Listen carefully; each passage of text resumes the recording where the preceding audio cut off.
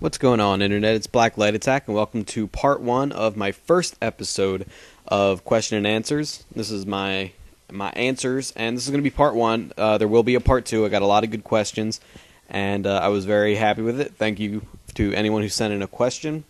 And I'm gonna be doing something a little bit different. Part 1 is going to be over gameplay, as you're seeing now, and part 2 is going to be like a live action vlog type deal. And I want you guys to let me know which presentation you prefer. There's definitely more work involved with the live action one, but on the other hand, I have to play Black Ops to get this one. So, this game isn't the greatest, by the way, but it's just there to provide a backdrop, and it's I got the gameplay, and I just didn't feel like playing Call of Duty anymore. Black Ops is really starting to wear thin on me. I can only play a couple of games before I just get sick of it. But let's not focus on the negativity. Let's answer some questions. So let's go. First question comes from looks like somebody just slapped a keyboard. JKJDTITTIT asks, if you had to pick one Call of Duty legend that you look up to or idolize or inspired you to make CoD videos, then who would it be and why? I think this is going to be kind of a typical answer, but if I had to pick just one, I would say Hutch.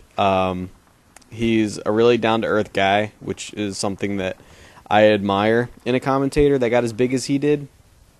I've been following Hutch for something like 2 years now, way before he blew up. Or not before he blew up. Like, he was big when I found him, but when I found him, I act like I discovered him, like I was the one that recognized his talents. No, when I found out about him, I should say, he was already pretty big, but he hadn't yet gotten a job at Machinima and stuff like that, and I got to watch that happen for him, so that was really cool as one of his fans. To see him get a job in gaming media, which is where a lot of us would like to be. Very happy for him, and I think he's a great down-to-earth guy. I think he's a good commentator, and he's got a good solid thinking head on his shoulders, and that's what I like about him. But I could really say a lot of good things about a lot of other commentators, but if you absolutely made me pick one, then it would be Hutch. So okay, good question. Next question is, if you could have any car in the world, money no option, I assume you mean no issue, what would it be? That's from Nathan for Chelsea 103. Well, Nathan, or Chelsea, for Chelsea, I don't really have any interest in cars. I don't know. I guess like a BMW or something. I'd like a black car. I like black cars. I'm going to say the Batmobile. Let's see. I probably should have picked out my questions beforehand, but right now I'm just scrolling through them. MistFist97 asks, do you like waffles? I'm going to answer that question with a question, and my question to you is, do you know anyone who doesn't like waffles? Because I fucking love waffles. Skip that one because I'm answering that in the next episode. 2 people asked about beer. 14Ace41 asks, if you had to choose one beer, any type, from anywhere, what is your favorite? And someone asked about a top 5 beers. Don't worry, man, I'll find you. I can't find you. What happened to it? My favorite beer, if I was in Germany, when I was in Germany, my favorite beer was Gold Oxen, but that was 7 years ago, and I don't know if my tastes have changed or not. So I'm just gonna tell you my favorite beer to order in an American restaurant where I live would be Blue Moon, with or without the orange. I'll take it either way. I'm not a huge beer drinker, but when I do go out for some, if I feel like drinking a beer with dinner, I'll go with Blue Moon. If I'm drinking to get drunk, I'm usually not drinking beer. So I don't know where that other guy... Oh, here. Soundwave CTR also asked top 5 favorite beers. I don't really drink beer enough to have top 5 favorites. I have top 5 that might be drinkable to me, but really I don't drink beer that much, so I don't really have any favorite beers besides Blue Moon. Sorry to disappoint, not a big beer guy.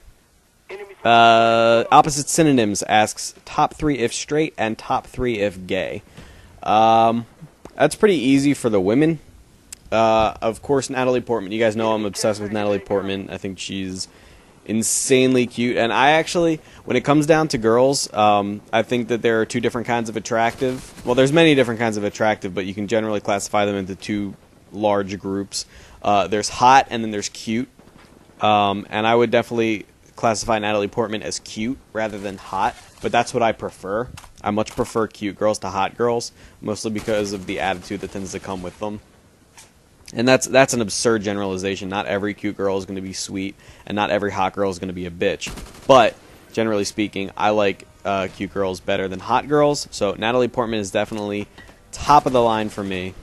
The next would probably be Emma Stone, who kind of borders that cute and hot. She's kind of both, which is awesome. Next would be Anne Hathaway. She'd be number 3. Top 3 of gay would be Neil Patrick Harris, which is a little awkward because he's gay in real life, but I don't care. Neil Patrick Harris anyway. Leonardo DiCaprio. He was awesome in The Departed and lots of other movies, but The Departed is especially one of my favorite movies. And speaking of The Departed, I'm going to go with Matt Damon. Matt Damon's fucking awesome. I have yet to see a movie of Matt Damon's that I didn't like, even though he's kind of unfairly cast as a pretty boy. But those are some good questions, guys. That's going to be all I'm going to answer for now. I know there was actually only a few of them, but I'll take care of the rest of them in the other video. And this is only going to be episode 1. I want you guys to send me more questions.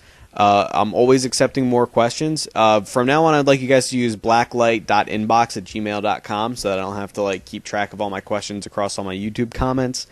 But so ask more questions if you have more. If your question was answered in the first episode, then don't worry, you're not banned from asking more questions. I won't answer the same question more than once, or I'll try not to, but you may ask questions as many times as you'd like.